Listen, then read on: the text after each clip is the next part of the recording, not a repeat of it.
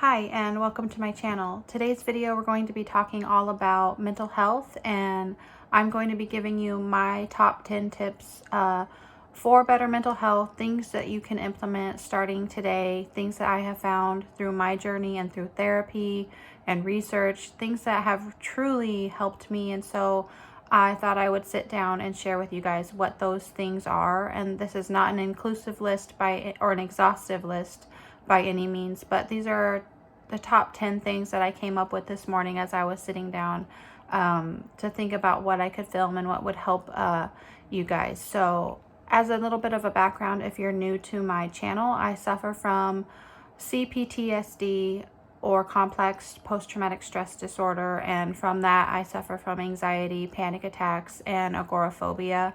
So if that sounds like you, or you're maybe going through something similar, please keep watching, and I hope that you'll find something in this video helpful. Also, quick disclaimer slash comment, I recently got braces, as you'll know if you've seen my videos, and so I struggle to talk normally. So please bear with me, and I hope my voice isn't like too annoying. It is to me. I feel like I have a lisp and I will whistle through my braces, but anyways, let's go on to the list. My number one tip, well, I guess these aren't really in order of importance. They're all equally important, but my first tip that I'm going to give you guys is to pick a motivating or aspirational quote or affirmation, something that you can tell yourself regularly every day, multiple times a day, something that keeps you feeling grounded. A few of mine lately are, you cannot heal and hide at the same time. And that's so true, and it's especially profound if you do suffer from intense anxiety, agoraphobia, or leaving the house or going to certain places or putting yourself in certain situations is especially hard.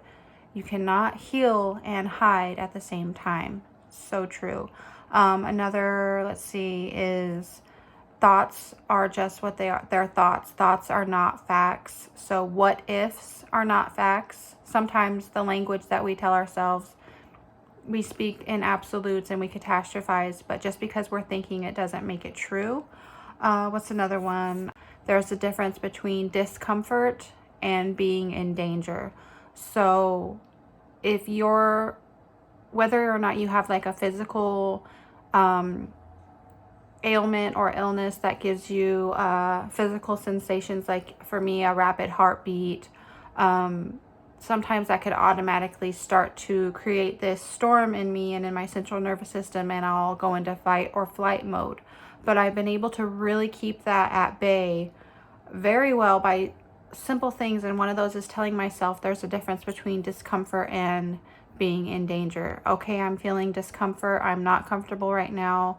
I'm feeling XYZ, but I'm not in danger. So just coming up with something that really helps you and speaks to you and your situation, it really does bring comfort more than you might realize. Number two is to work on calming your central nervous system.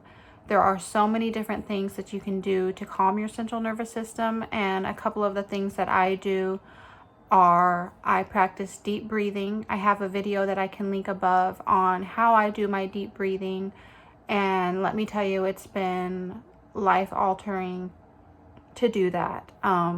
You can set a schedule, you can set a timer on your phone. Okay, take this time now to do deep breathing, or you can be more intuitive about it, and like once your body starts to feel a little bit tense or you feel anxiety coming, you can do it then, but you'll get into a groove as long as it's something that you're doing regularly. It almost becomes second nature, at least it has for me. You can also do things like guided meditation. There are endless resources on the internet and YouTube and, just everywhere you can find guided meditations that really help to center you and calm you. Finding one that works for you is really important. There are so many out there. For me, I'm really picky in particular about certain voices. Certain voices I don't really find comforting or calming, so I won't listen to it. But if it's something, sometimes I can find ones that are like, oh, they're actually really soothing. So just keep searching and you can find one that you like. Also, stretching or moving your body is really important for calming your central nervous system. I really encourage you to put all the effort that you have into calming your nervous system, because that is really where it all begins.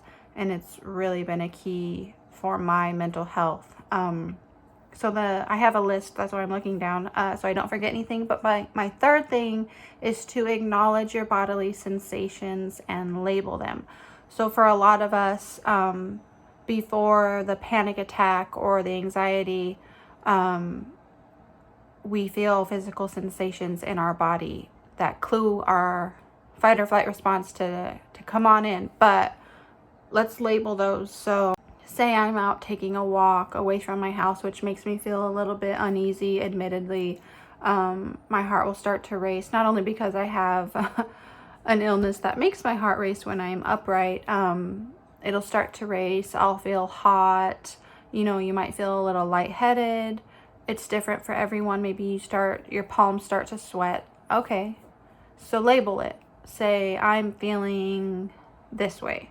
I'm feeling a little bit hot right now. Okay, and then just kind of get in tune with your body and what you're feeling. Label it, identify it, and it kind of helps to squash the building panic if you do that, versus just letting those feelings just run wild and free and not really acknowledging them, and then it just comes to this giant culmination of panic.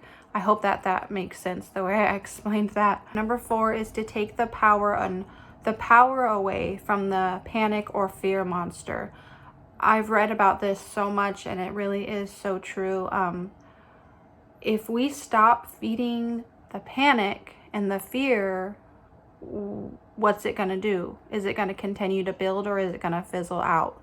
It's kind of like if you keep putting fuel on a fire, or you keep feeding it wood, obviously that fire is going to continue to build and build as long as you keep feeding it. So if we stop feeding the fear and say, hey, okay, I'm feeling anxious right now, but anxiety, what do you have? Like, what are you going to do?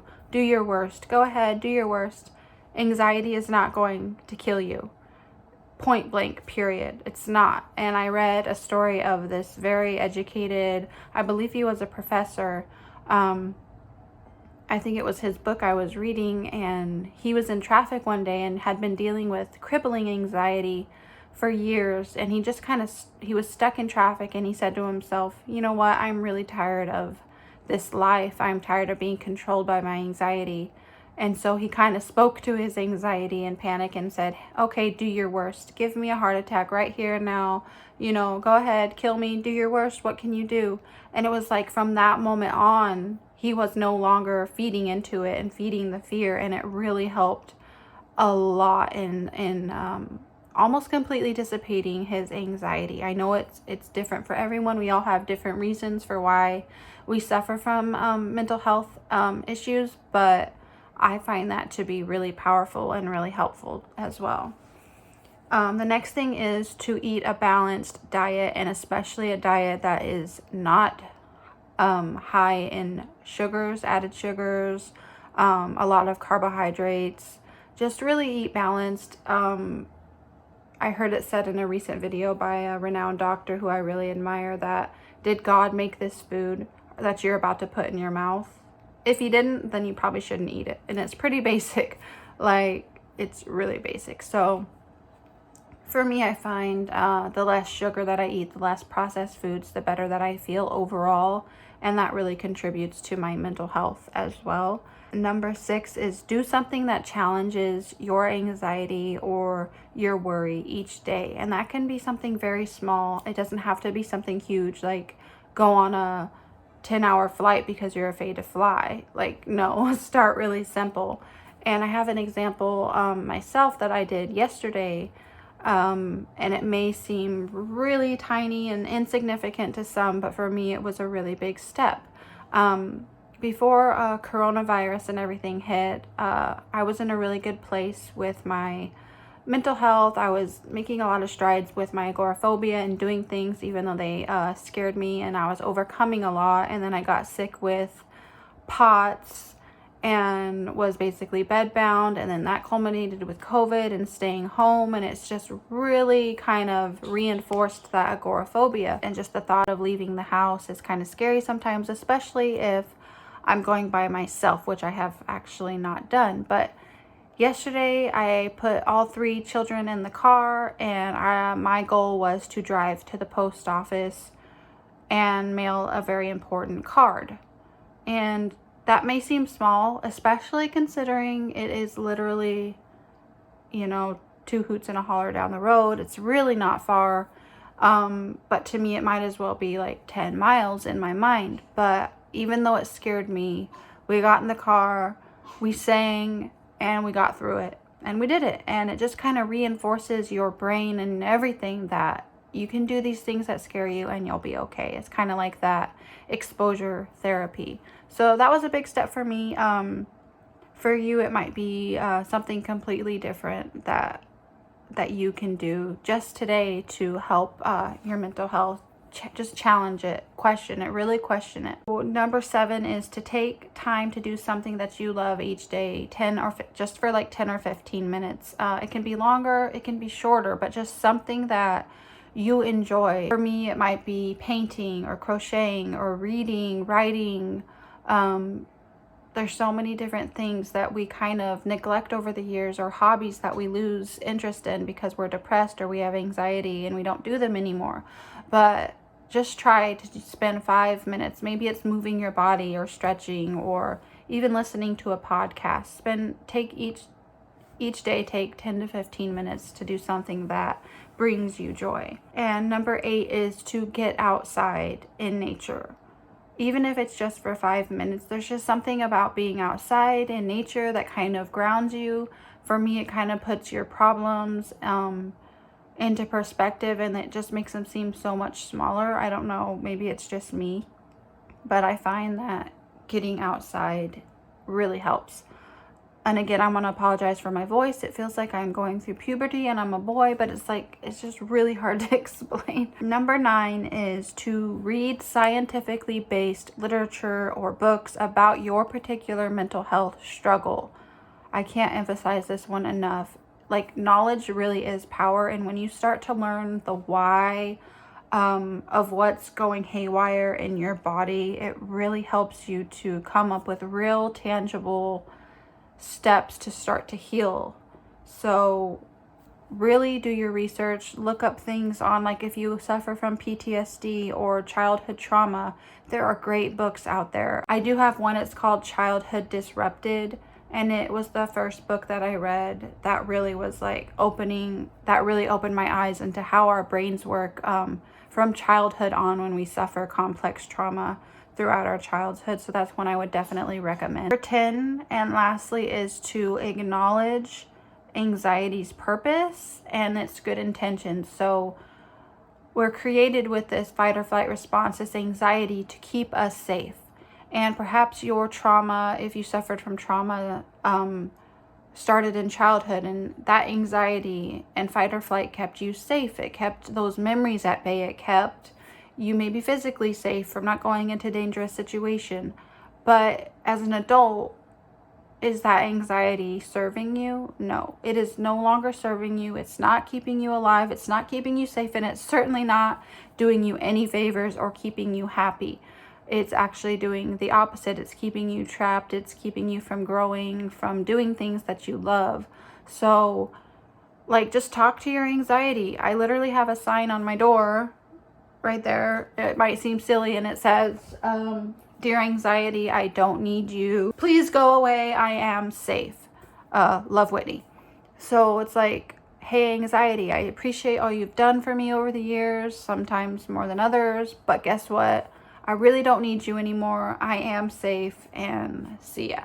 So hopefully that makes sense. But anyways, those are just 10 things that I find are really helpful when you're struggling with your mental health. I hope that this was helpful for you. Sorry if at times it was rambly or my speech patterns were a little crazy from the braces. It's just I'm finding it really hard to talk, but I still want to make content. So hopefully it'll get better. It's been actually, is it Thursday? It's been 1 week today that I've had them. So hopefully going forward, I'll get more used to them and everything like that. So anyways, again, I hope that you found this video helpful. Let me know down below if you already practiced some of these things, or if you have any tips for me that I could maybe use in my life. And don't forget to subscribe and like this video if you found it helpful, and I'll see you in the next one. Bye.